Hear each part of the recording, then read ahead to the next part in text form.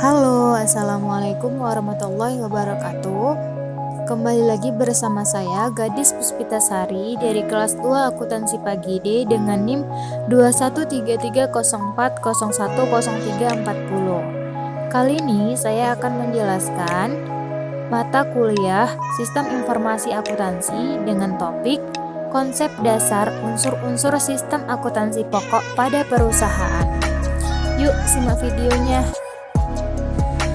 Oke, pembahasan yang pertama yaitu pengertian sistem akuntansi pokok. Menurut beberapa ahli menyatakan bahwa yang pertama menurut Mulyadi ini mengemukakan sistem akuntansi adalah organisasi formulir, catatan dan laporan yang dikoordinasi sedemikian rupa untuk menyediakan informasi keuangan yang dibutuhkan oleh manajemen dalam pengolahan. Yang kedua menurut Nugroho, yaitu mengemukakan bahwa sistem akuntansi merupakan suatu alat yang dipakai untuk mengorganisir atau menyusun, mengumpulkan, dan mengiktisarkan keterangan-keterangan yang menyangkut seluruh transaksi perusahaan di perusahaan, di mana para pegawai, kegiatan-kegiatan perusahaan, bahan-bahan dan mesin-mesin dapat dipadukan sedemikian rupa sehingga pengawasan dapat dijalankan sebaik-baiknya. Yang ketiga, menurut Baridwan, sistem akuntansi yaitu sistem akuntansi adalah formulir, catatan-catatan, prosedur-prosedur, dan alat-alat yang digunakan untuk mengelola data mengenai usulan suatu kesatuan ekonomis dengan tujuan untuk menghasilkan umpan balik dalam bentuk laporan-laporan yang dilakukan oleh manajemen untuk mengawasi usahanya dan bagi pihak-pihak lain yang berkepentingan seperti pemegang saham, kreditur, dan lembaga-lembaga pemerintahan untuk memulai hasil operasi. Sehingga dapat disimpulkan bahwa sistem akuntansi merupakan suatu organisasi yang digunakan untuk merangkum semua kegiatan dan transaksi perusahaan guna menghasilkan informasi yang diperlukan oleh manajemen sebagai alat pengawasan demi kelancaran aktivitas perusahaan di masa yang akan datang. Sistem akuntansi pokok dirancang perusahaan untuk pihak internal dan pihak eksternal.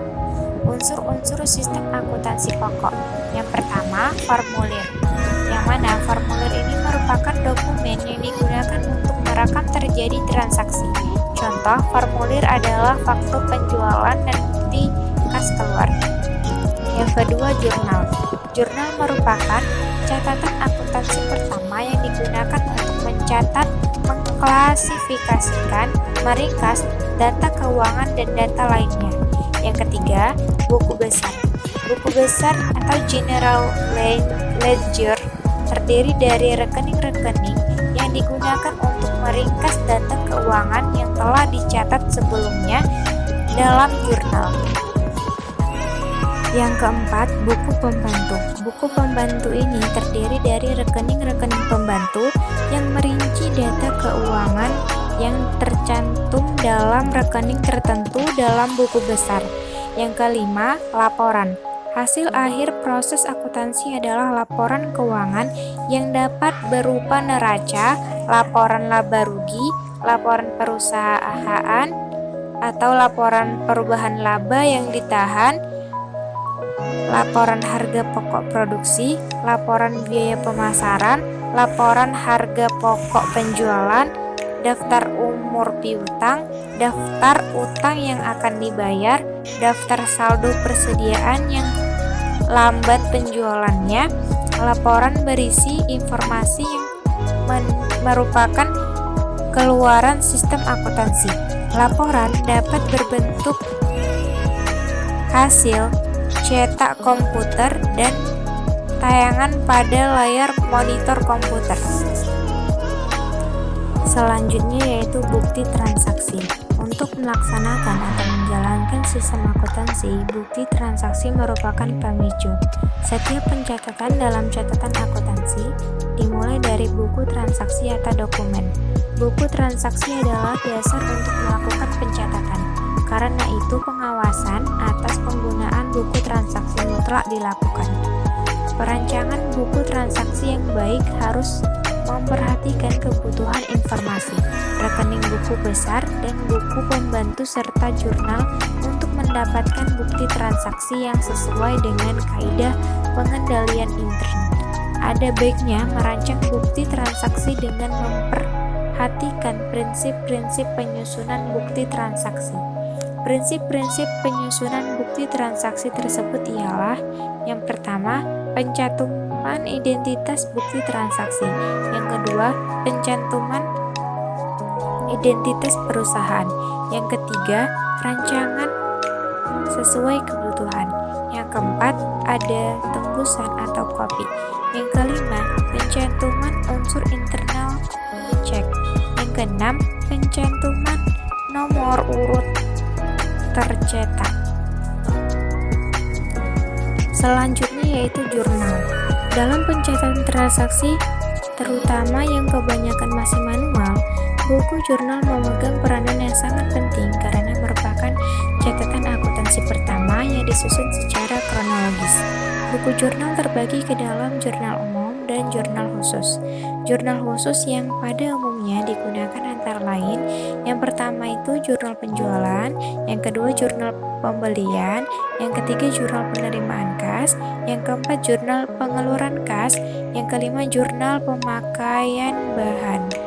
Untuk merancang format jurnal khusus, hal-hal berikut ini harus dipertimbangkan. Yang pertama, pelajari karakteristik transaksi perusahaan.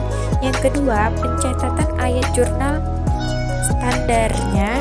Yang ketiga, pembuatan format jurnal khusus mengikuti ayat jurnal standarnya. Nah, berikut ini merupakan contoh dari jurnal-jurnal tersebut. Yang pertama itu ada jurnal penerimaan kas, terus ada jurnal pengeluaran kas, ada jurnal penjualan, dan jurnal pembelian. Nah, berikutnya yaitu buku besar dan buku pembantu. Buku besar dan buku pembantu adalah catatan akuntansi kedua dalam siklus pencatatan transaksi. Format buku besar dan buku pembantu dapat dibuat dengan variasi beberapa bentuk, yang mana seperti contoh di bawah ini. Tuh, yang pertama ada rekening T, yang mana terdiri dari beberapa kolom. Yang kedua ada rekening saldo berjalan dengan satu kolom saldo. Terus ada juga rekening saldo berjalan dengan 2 kolom saldo. Selanjutnya yaitu klasifikasi dan kode rekening. Untuk menentukan klasifikasi rekening, pada umumnya metode yang digunakan adalah pendekatan laporan keuangan dengan mengambil skema laporan keuangan. Misalnya, untuk klasifikasi dalam neraca, aktiva. Aktiva itu terdiri dari 5 bagian. Yang pertama aktiva lancar, yang kedua investasi jangka panjang, yang ketiga aktiva tetap aktiva, yang keempat tidak berwujud, yang kelima aktiva lain-lain. Terus ada hutang dan modal. Yang pertama ada hutang lancar, terus hutang jangka panjang, dan modal. Untuk klasifikasi untuk laporan laba rugi, itu ada penjualan. Nah, biaya-biaya usaha itu terdiri dari 3. Yang pertama biaya produksi, yang kedua biaya pemasaran, yang ketiga biaya administrasi dan umum. Terus juga ada pendapatan dan biaya di luar usaha. Itu terbagi menjadi 2, ada pendapatan sewa dan biaya bunga. Selanjutnya adalah kode rekening. Penentuan klasifikasi rekening selalu diikuti dengan pemberian kode rekeningnya. Hal ini bertujuan untuk mempermudah dalam pengklasifikasian, pengidentifikasian, dan pengarsipan. Ada beberapa metode pemberian kode rekening. Di antaranya yang pertama, kode dengan angka urut, yaitu ada kas, piutang dagang, persediaan barang dagang, tanah, bangunan, akumulasi penyusutan bangunan, hutang dagang, hutang bank jangka panjang, modal, prive, pendapatan, biaya gaji, biaya beban habis pakai, biaya penyusutan, biaya utilitas, dan biaya lain-lain. Yang kedua itu kode angka blok. Metode ini memberikan jumlah cadangan angka untuk klasifikasi tertentu.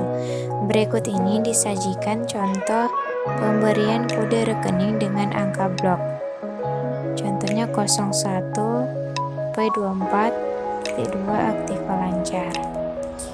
Terus ada kode kombinasi. Metode ini menggunakan kombinasi huruf dan angka tertentu. Contohnya AL01, AL242. Berikutnya kode kelompok. Metode ini menggolongkan rekening dalam kelompok tertentu. Dalam laporan keuangan, yang disebut dengan kelompok adalah aktiva, kewajiban, ekuitas, pendapatan, dan beban. Masing-masing kelompok memiliki golongan tersendiri. Setiap golongan terdiri dari subgolongan tertentu. Masing-masing akun dan digambarkan dengan bagan subgolongan mempunyai jenis. Perluasan jenis akun ada di rinciannya. Selanjutnya itu laporan. Laporan yang dihasilkan sistem akuntansi pokok adalah laporan keuangan yang juga dapat berupa laporan-laporan yang lainnya. Nah, contohnya ini gini. Laporan, terus ada laporan keuangan dan laporan lain. Laporan keuangan itu terbagi menjadi 4, ada neraca, laporan laba rugi, laporan arus kas, dan laporan perubahan modal. Kalau laporan lain-lain itu terdiri dari laporan penjualan, laporan harga pokok produksi, laporan daftar umur piutang, laporan persediaan